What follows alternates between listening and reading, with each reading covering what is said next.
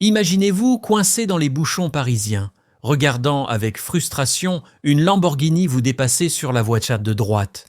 C'est exactement ce qui est arrivé à MJ de Marco, alors simple chauffeur de limousine, avant qu'il ne découvre le secret pour passer du mauvais côté de la vitre au siège du conducteur. Aujourd'hui, je vais vous révéler les principes essentiels de L'autoroute du millionnaire, un livre qui a complètement transformé ma vision de la richesse. De Marco y dévoile pourquoi la majorité d'entre nous emprunte la voie lente, celle qui nous promet la richesse à 65 ans, si nous avons de la chance, alors qu'une autoroute vers la prospérité existe juste à côté. Dans cette vidéo, vous découvrirez les 3 chemins possibles vers la richesse et surtout comment choisir celui qui vous mènera à la liberté financière en quelques années plutôt qu'en plusieurs décennies. Si vous restez jusqu'à la fin, vous comprendrez pourquoi votre plan d'épargne retraite ne vous rendra jamais vraiment riche et comment mettre en place un système qui génère de la richesse de façon exponentielle. Prêt à changer de voie? C'est parti! Partie 1. Les 3 voies vers la richesse. Première voie, le trottoir. Imaginez Sarah, une jeune femme de 28 ans qui vient de recevoir sa première augmentation. Sa première réaction? Courir acheter le dernier iPhone et s'offrir un sac de luxe à crédit. Sarah incarne parfaitement ce que MJ de Marco appelle le trottoir, cette voie où l'on confond l'apparence de la richesse avec la richesse elle-même. Le trottoir est caractérisé par une mentalité de consommation immédiate où chaque augmentation de revenus est instantanément absorbée par de nouvelles dépenses. Ces trottineurs, comme les appelle de Marco, sont prisonniers d'un cycle perpétuel. Travailler, dépenser, s'endetter, travailler davantage pour rembourser les dettes. Prenons l'exemple typique d'un cadre qui gagne 5 000 € par mois. Au lieu d'investir ou d'épargner, il s'empresse de louer un appartement plus grand, de changer de voiture pour un modèle plus luxueux, créant ainsi ce que de Marco appelle l'illusion de la richesse. Cette personne peut sembler prospère de l'extérieur, mais en réalité, elle ne possède rien. Tout appartient à la banque. Le piège du trottoir réside dans sa nature addictive.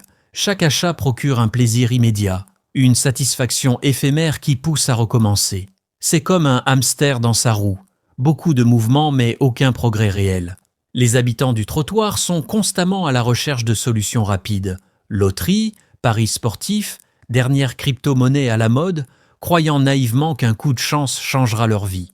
De Marco souligne que le problème fondamental du trottoir n'est pas le manque d'argent, mais la mentalité. Ces personnes voient l'argent comme un moyen de consommation plutôt qu'un outil de création de richesse. Elles sont guidées par des décisions émotionnelles plutôt que rationnelles, achetant des objets de statut social pour impressionner des gens qu'elles n'aiment même pas.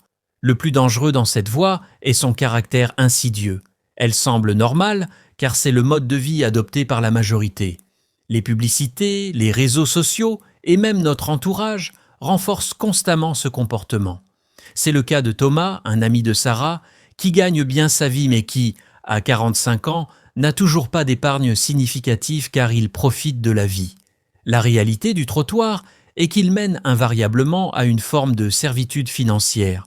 Chaque nouvelle dette devient une chaîne supplémentaire, forçant les gens à rester dans des emplois qu'ils n'aiment pas, simplement pour maintenir leur niveau de vie artificiel. C'est un cercle vicieux dont la seule issue est un changement radical de mentalité et d'habitude financière. Deuxième voie, la voie lente. La voie lente, telle que décrite par MJ de Marco dans L'autoroute du millionnaire, est le chemin que la société nous présente comme la voie raisonnable et sûre vers la richesse. C'est l'histoire de Marc, un ingénieur de 35 ans, qui incarne parfaitement cette approche. Marc a suivi à la lettre le plan qu'on lui a toujours présenté comme le bon.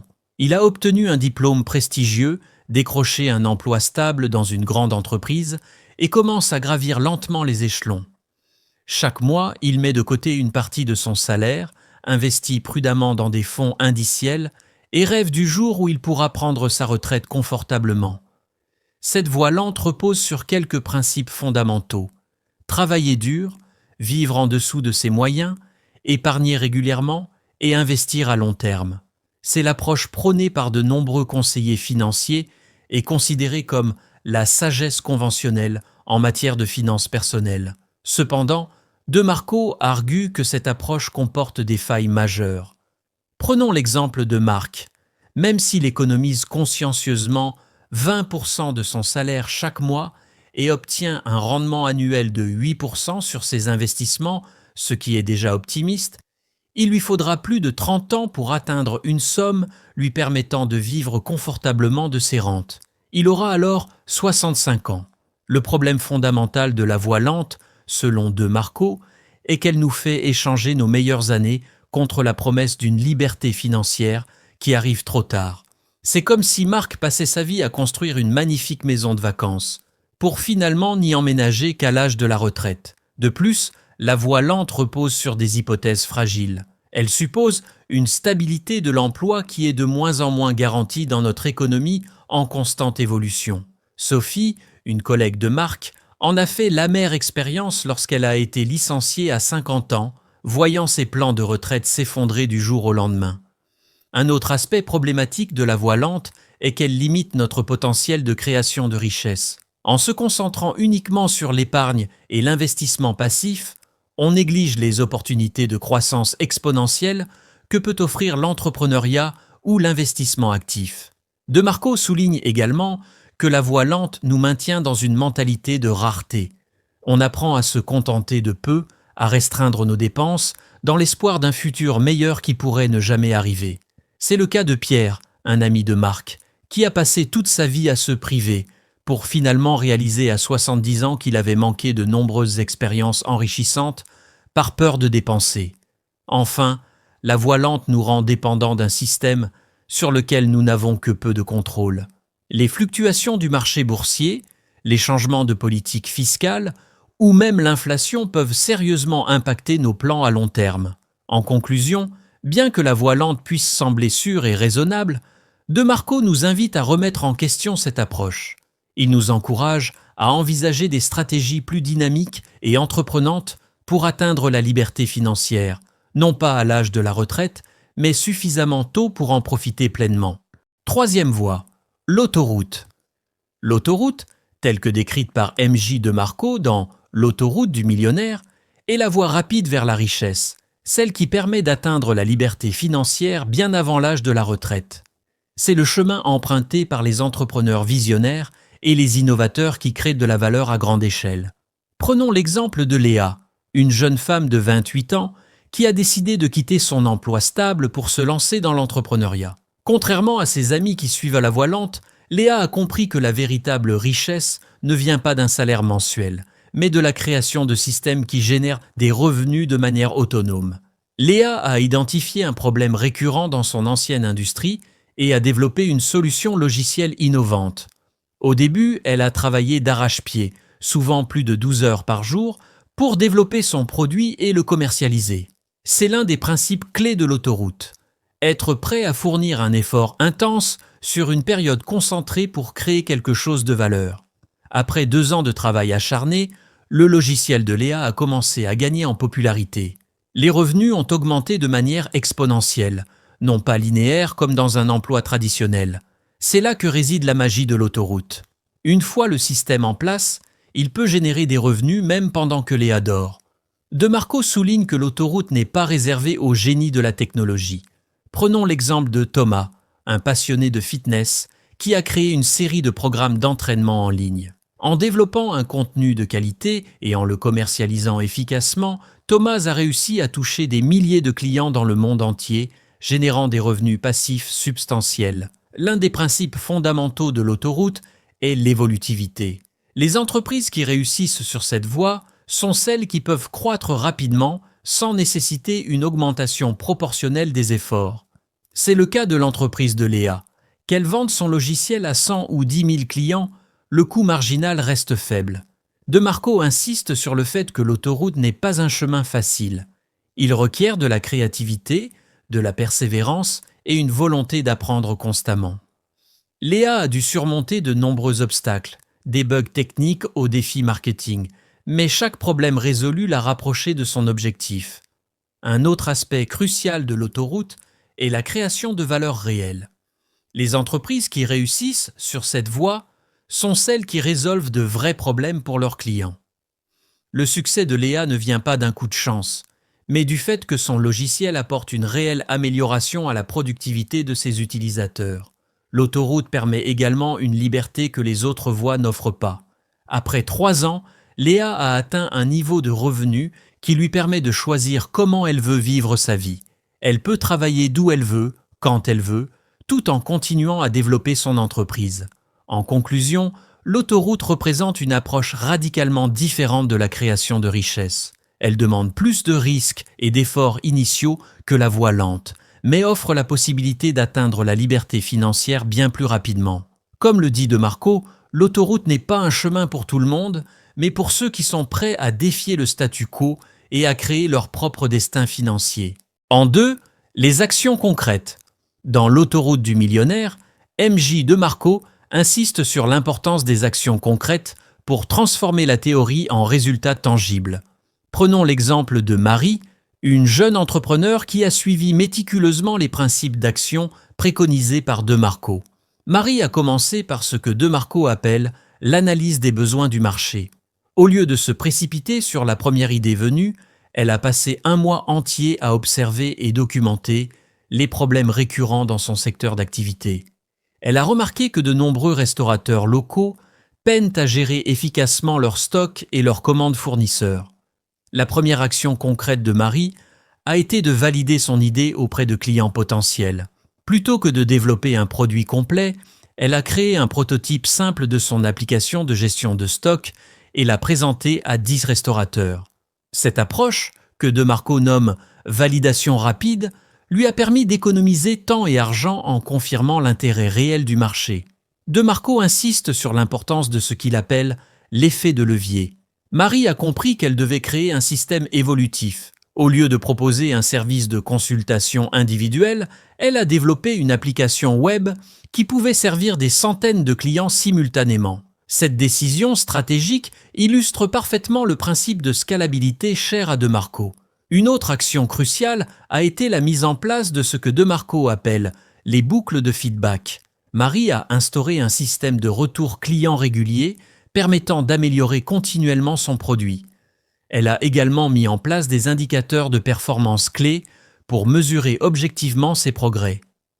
De Marco souligne l'importance de l'automatisation.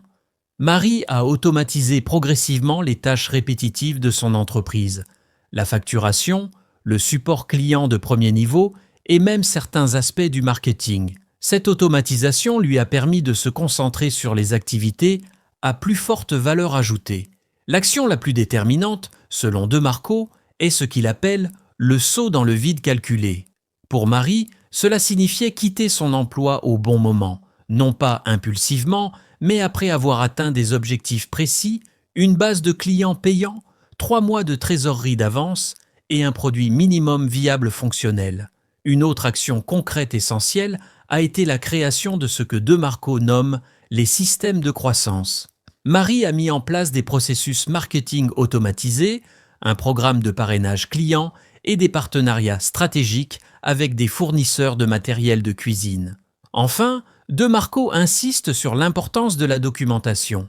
Marie a créé des manuels détaillés pour chaque aspect de son entreprise, permettant ainsi de former facilement de nouveaux employés et de maintenir la qualité du service, même en période de croissance rapide. Ces actions concrètes, méthodiquement planifiées et exécutées, ont permis à Marie de transformer son idée en une entreprise prospère en moins de 2 ans, illustrant parfaitement les principes d'action préconisés par De Marco dans son livre. En 2, les actions concrètes. Dans l'autoroute du millionnaire, MJ De Marco insiste sur l'importance des actions concrètes pour transformer la théorie en résultats tangibles. Prenons l'exemple de Marie, une jeune entrepreneur qui a suivi méticuleusement les principes d'action préconisés par De Marco. Marie a commencé par ce que De Marco appelle l'analyse des besoins du marché. Au lieu de se précipiter sur la première idée venue, elle a passé un mois entier à observer et documenter les problèmes récurrents dans son secteur d'activité. Elle a remarqué que de nombreux restaurateurs locaux peinaient à gérer efficacement leurs stocks et leurs commandes fournisseurs. La première action concrète de Marie a été de valider son idée auprès de clients potentiels. Plutôt que de développer un produit complet, elle a créé un prototype simple de son application de gestion de stock et la présenter à 10 restaurateurs. Cette approche, que De Marco nomme « validation rapide », lui a permis d'économiser temps et argent en confirmant l'intérêt réel du marché. De Marco insiste sur l'importance de ce qu'il appelle l'effet de levier. Marie a compris qu'elle devait créer un système évolutif. Au lieu de proposer un service de consultation individuelle, elle a développé une application web qui pouvait servir des centaines de clients simultanément. Cette décision stratégique illustre parfaitement le principe de scalabilité cher à De Marco. Une autre action cruciale a été la mise en place de ce que De Marco appelle les boucles de feedback. Marie a instauré un système de retour client régulier permettant d'améliorer continuellement son produit. Elle a également mis en place des indicateurs de performance clés pour mesurer objectivement ses progrès. De Marco souligne l'importance de l'automatisation. Marie a automatisé progressivement les tâches répétitives de son entreprise.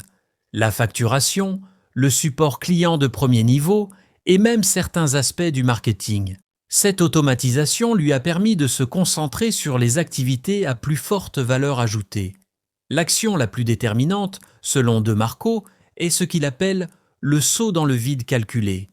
Pour Marie, cela signifiait quitter son emploi au bon moment, non pas impulsivement, mais après avoir atteint des objectifs précis, une base de clients payants, 3 mois de trésorerie d'avance et un produit minimum viable fonctionnel. Une autre action concrète essentielle a été la création de ce que De Marco nomme les systèmes de croissance. Marie a mis en place des processus marketing automatisés, un programme de parrainage client et des partenariats stratégiques avec des fournisseurs de matériel de cuisine. Enfin, De Marco insiste sur l'importance de la documentation. Marie a créé des manuels détaillés pour chaque aspect de son entreprise, permettant ainsi de former facilement de nouveaux employés et de maintenir la qualité du service même en période de croissance rapide. Ces actions concrètes, méthodiquement planifiées et exécutées, ont permis à Marie de transformer son idée en une entreprise prospère en moins de 2 ans, illustrant parfaitement les principes d'action préconisés par De Marco dans son livre. Partie 3. Stratégie pratique, les 5 commandements du succès. Premier commandement, le besoin. Le premier commandement de l'autoroute du millionnaire selon M.J. De Marco est le besoin, un concept qu'il place au cœur de toute entreprise prospère. Pour illustrer ce principe fondamental, prenons l'histoire de Lucas, un entrepreneur qui a parfaitement compris et appliqué cette notion. Lucas travaillait dans le secteur de la livraison de repas à domicile quand il a observé un problème récurrent. Les personnes âgées, souvent isolées, avaient du mal à se faire livrer des repas adaptés à leurs besoins nutritionnels spécifiques. Ce n'était pas simplement une idée née d'une intuition, mais un besoin réel, urgent et non satisfait qu'il constatait quotidiennement. De Marco insiste sur le fait qu'un véritable besoin doit être chronique et non temporaire. Dans le cas de Lucas, le vieillissement de la population et l'isolement croissant des seniors créaient un besoin durable.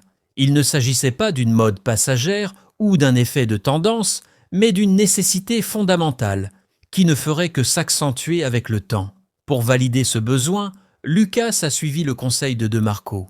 Aller directement à la rencontre de ses clients potentiels. Il a passé 1 mois entier à discuter avec des personnes âgées, leurs familles et des professionnels de santé. Cette phase de recherche lui a permis de comprendre que le besoin était encore plus profond qu'il ne le pensait. Au-delà de la simple livraison de repas, ces personnes cherchaient une solution qui leur permettrait de maintenir leur autonomie tout en mangeant sainement. De Marco souligne qu'un besoin rentable doit également être douloureux, suffisamment important pour que les gens soient pas prêts à payer pour le résoudre. Lucas a découvert que les familles étaient disposées à investir significativement dans une solution qui garantirait le bien-être nutritionnel de leurs aînés, confirmant ainsi la viabilité économique de son projet. Un aspect crucial du premier commandement est la différence entre un besoin et un désir. Comme l'explique De Marco, les désirs sont volatiles et changeants, tandis que les besoins sont constants et universels. Le service de Lucas ne répondait pas à un simple désir de commodité, mais au besoin fondamental de bien se nourrir pour rester en bonne santé. Lucas a également compris un autre principe essentiel enseigné par De Marco, l'importance de la timing. Le vieillissement de la population, combiné à l'évolution des structures familiales traditionnelles, créait le moment idéal pour lancer ce type de service. Le besoin existait depuis longtemps, mais les conditions sociales et technologiques rendaient sa solution particulièrement pertinente maintenant. Aujourd'hui, l'entreprise de Lucas prospère, car elle répond à un besoin réel, durable et croissant. Il n'a pas eu à créer artificiellement une demande ou à convaincre les gens qu'ils avaient besoin de son service. Le besoin était déjà là, attendant simplement une solution adaptée. C'est exactement ce que DeMarco décrit comme la base d'une entreprise prospère sur l'autoroute du millionnaire: identifier et répondre à un besoin authentique plutôt que de tenter de créer un désir artificiel.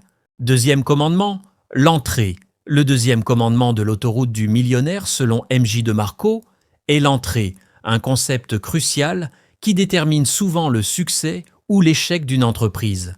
Pour illustrer ce principe essentiel, examinons l'histoire de Sophie, une entrepreneure qui a su naviguer habilement dans les eaux tumultueuses de l'entrée sur le marché. Sophie, passionnée de mode durable, avait identifié un besoin croissant pour des vêtements éthiques et écologiques. Cependant, elle savait que le simple fait d'avoir une bonne idée ne suffisait pas. DeMarco insiste sur le fait que l'entrée sur un marché doit être soigneusement évaluée et planifiée. Le premier défi de Sophie était ce que DeMarco appelle la barrière à l'entrée. Dans l'industrie de la mode, ces barrières sont nombreuses. Coûts de production élevés, concurrence féroce et nécessité d'un réseau de distribution. Plutôt que de se laisser décourager, Sophie a vu ces obstacles comme des opportunités de se démarquer. DeMarco souligne l'importance de trouver un angle d'attaque unique. Sophie a décidé de se concentrer sur un créneau spécifique, des vêtements de travail élégants et durables pour femmes. Ce positionnement lui a permis de se différencier des grandes marques de fast fashion et des petites marques de mode éthique généralistes. Un aspect crucial de l'entrée, selon DeMarco, est la vitesse d'exécution. Sophie a compris qu'elle devait agir rapidement pour capitaliser sur la tendance croissante de la mode durable. Elle a lancé une campagne de financement participatif qui lui a permis non seulement de lever des fonds, mais aussi de valider l'intérêt du marché pour son concept. DeMarco met en garde contre ce qu'il appelle l'illusion de la nouveauté. Sophie ne prétendait pas avoir inventé la mode durable, mais elle apportait une nouvelle approche à un problème existant. Elle a mis l'accent sur la qualité de ses produits et sur la transparence de sa chaîne d'approvisionnement, créant ainsi une proposition de valeur unique. Un autre élément clé de l'entrée est ce que DeMarco nomme l'effet de levier. Sophie a utilisé les réseaux sociaux et le marketing d'influence pour amplifier sa portée sans avoir besoin d'un budget publicitaire massif. Elle a collaboré avec des influenceuses, partageant ses valeurs, créant ainsi un effet boule de neige pour sa marque. DeMarco insiste sur l'importance de la flexibilité stratégique lors de l'entrée sur un marché. Sophie a dû ajuster son offre plusieurs fois en fonction des retours de ses premiers clients. Elle a rapidement compris que ses clients recherchaient non seulement des vêtements durables, mais aussi des conseils sur la création d'une garde-robe éthique complète. Elle a donc ajouté un service de consultation personnalisé à son offre. Enfin, DeMarco souligne que l'entrée n'est pas un événement ponctuel, mais un processus continu. Sophie continue d'innover et d'adapter son offre pour rester pertinente sur un marché en constante évolution. Elle surveille de près les nouvelles tendances et technologies dans le domaine de la mode durable, toujours prête à ajuster sa stratégie. Grâce à sa compréhension approfondie du concept d'entrée tel que défini par DeMarco, Sophie a réussi à établir sa marque comme un acteur respecté dans le monde de la mode durable, illustrant parfaitement comment une entrée bien exécutée peut ouvrir la voie au succès sur l'autoroute du millionnaire. Troisième commandement, le contrôle. Le troisième commandement de l'autoroute du millionnaire selon M.J. DeMarco est le contrôle, un principe fondamental qui peut faire la différence entre une entreprise qui stagne et une qui prospère. Pour illustrer ce concept crucial, plongeons dans l'histoire de Jean, un entrepreneur qui a appris l'importance du contrôle à travers ses expériences. Jean avait lancé une entreprise de livraison de repas sains à domicile. Au début, tout semblait aller pour le mieux. La demande était forte et les clients satisfaits. Cependant, Jean s'est vite rendu compte qu'il dépendait entièrement de fournisseurs externes pour ses ingrédients et de sous-traitants pour ses livraisons. Cette situation, comme le souligne DeMarco, est un piège classique où l'entrepreneur perd le contrôle sur des aspects critiques de son entreprise. De Marco insiste sur le fait que le véritable contrôle implique la maîtrise de tous les éléments clés de l'entreprise. Jean a donc décidé de reprendre les rênes. Il a commencé par établir des partenariats directs avec des agriculteurs locaux, lui permettant de contrôler la qualité et l'approvisionnement de ses ingrédients. Ensuite, il a investi dans sa propre flotte de véhicules de livraison et formé son équipe de livreurs, garantissant ainsi un service cohérent et de qualité. Un aspect crucial du contrôle, selon De Marco, est la capacité à influencer directement le succès de l'entreprise. Jean a compris cela lorsqu'il a développé sa propre application de commande plutôt que de dépendre de plateformes tierces. Cette décision lui a donné un contrôle total sur l'expérience client, de la commande à la livraison. De Marco met en garde contre ce qu'il appelle l'illusion du contrôle. Au début, Jean pensait qu'avoir beaucoup de clients équivalait à avoir le contrôle. Il a vite réalisé que sans maîtrise de ses opérations, il était en réalité à la merci de facteurs externes. En reprenant le contrôle, il a pu non seulement améliorer la qualité de son service, mais aussi augmenter ses marges. Un autre élément clé du contrôle est ce que De Marco nomme l'adaptabilité. En ayant le contrôle de tous les aspects de son entreprise, Jean a pu rapidement s'adapter aux changements du marché. Par exemple, lorsque la demande pour des options végétaliennes a augmenté, il a pu ajuster rapidement son menu et sa chaîne d'approvisionnement sans dépendre de l'accord de fournisseurs externes. De Marco souligne également l'importance du contrôle dans la création de valeur unique. En maîtrisant chaque étape de son processus, Jean a pu créer une expérience client distinctive que ses concurrents, dépendant de services standardisés, ne pouvaient pas facilement reproduire. Enfin, le contrôle a permis à Jean de construire ce que De Marco appelle un système autonome. Plutôt que de simplement gérer une entreprise, Jean a créé un système qui peut fonctionner efficacement même en son absence. Il a mis en place des processus clairs, formé ses employés à prendre des décisions autonomes et utilisé la technologie pour automatiser de nombreuses tâches. Grâce à sa compréhension et à son application du principe de contrôle, Jean a transformé son entreprise de livraison de repas en une opération efficace et rentable. Il a non seulement augmenté ses profits, mais a aussi créé une entreprise plus résiliente et adaptable, illustrant parfaitement comment le contrôle, tel que défini par De Marco, est un élément essentiel sur l'autoroute du millionnaire. Quatrième commandement, l'échelle. Le quatrième commandement de l'autoroute du millionnaire selon M.J. De Marco est l'échelle, un principe crucial qui différencie les entreprises, qui restent petites, de celles qui atteignent une croissance exponentielle. Prenons l'histoire de Julie, une entrepreneure qui a parfaitement saisi et appliqué ce concept d'échelle dans son entreprise de coaching en développement personnel.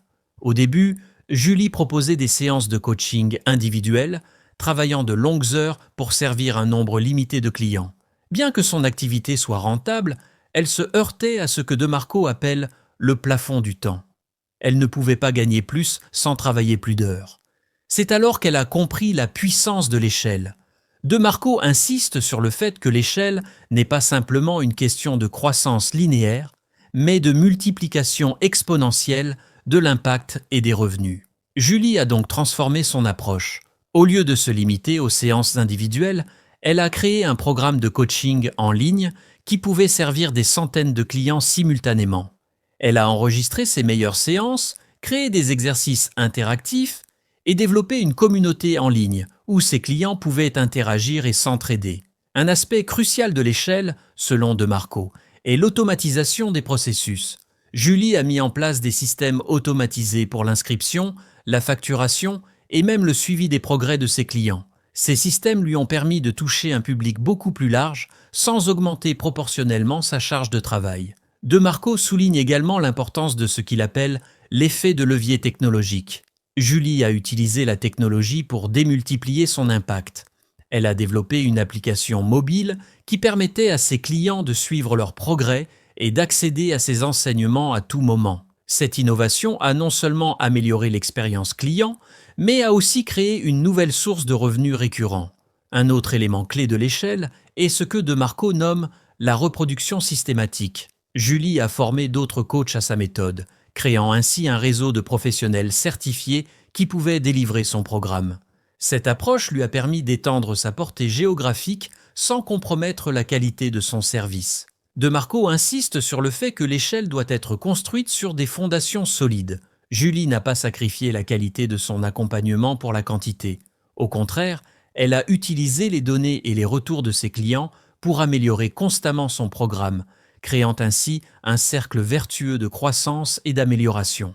Aujourd'hui, l'entreprise de Julie touche des milliers de clients dans le monde entier, en générant des revenus qui dépassent largement ce qu'elle aurait pu gagner en travaillant seule. Elle a créé ce que De Marco appelle un système évolutif, capable de croître sans requérir une augmentation proportionnelle des ressources ou du temps investi. Cette transformation illustre parfaitement le principe d'échelle de Marco, la capacité à créer un système qui peut croître de manière exponentielle tout en maintenant ou même en améliorant la qualité du service. C'est ce qui distingue les entreprises qui restent petites de celles qui atteignent un véritable succès sur l'autoroute du millionnaire. Cinquième commandement, le temps. Le cinquième commandement de l'autoroute du millionnaire selon MJ de Marco est le temps, un concept crucial qui distingue les entrepreneurs véritablement prospères de ceux qui restent piégés dans la course au hamster. Pour illustrer ce principe essentiel, plongeons dans l'histoire de Marc, un entrepreneur qui a appris à maîtriser le temps dans son parcours vers le succès. Marc avait lancé une entreprise de services de marketing digital. Au début, il travaillait sans relâche, répondant personnellement à chaque client, gérant chaque campagne et passant d'innombrables heures à peaufiner chaque détail. Bien que son entreprise soit rentable, Marc se retrouvait prisonnier de ce que De Marco appelle la prison du temps. Son revenu était directement lié au nombre d'heures qu'il travaillait. De Marco insiste sur le fait que le véritable succès sur l'autoroute du millionnaire implique de briser ce lien entre le temps et l'argent. Marc a compris qu'il devait créer un système qui générerait des revenus indépendamment de son temps personnel. Il a commencé par développer des processus standardisés pour la gestion des campagnes marketing, permettant à son équipe de les exécuter efficacement sans son intervention constante.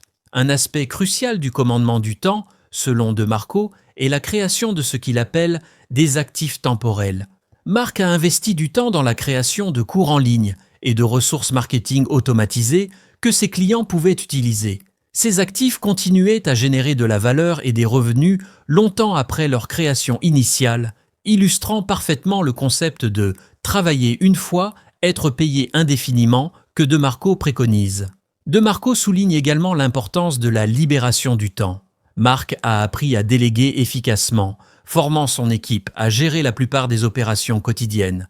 Il a mis en place des systèmes de reporting automatisés qui lui permettaient de superviser l'entreprise sans être constamment impliqué dans chaque décision. Cette approche lui a permis de se concentrer sur la vision à long terme et la croissance stratégique de l'entreprise.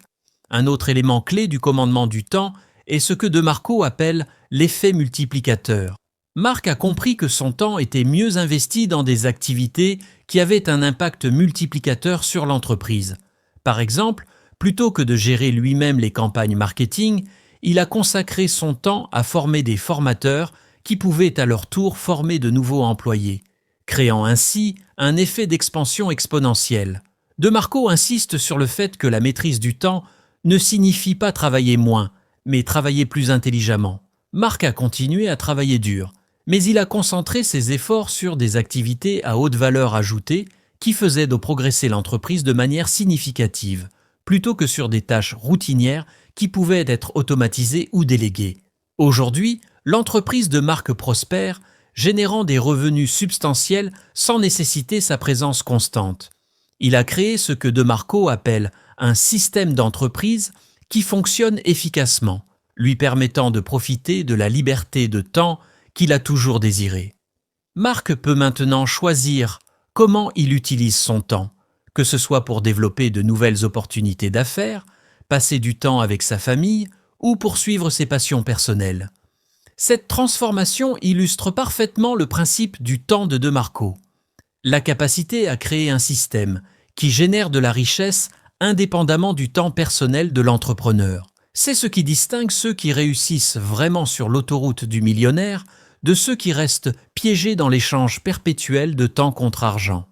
L'autoroute du millionnaire de MJ de Marco nous offre une perspective révolutionnaire sur la création de richesses. Au cœur de sa philosophie se trouvent 5 commandements essentiels: le besoin, l'entrée, le contrôle, l'échelle et le temps. Ces principes nous guident vers la création d'entreprises évolutives qui génèrent une richesse durable. De Marco nous rappelle que la véritable richesse ne vient pas de l'épargne lente ou des emplois traditionnels, mais de la création de systèmes qui produisent de la valeur de manière exponentielle. Il nous encourage à abandonner la mentalité du trottoir et de la voie lente pour emprunter l'autoroute, où la croissance rapide et l'indépendance financière sont possibles. Le témoignage personnel de Marco est particulièrement puissant. Ayant lui-même parcouru ce chemin, passant de chauffeur de limousine à entrepreneur millionnaire, il partage ses erreurs et ses succès avec une honnêteté rafraîchissante.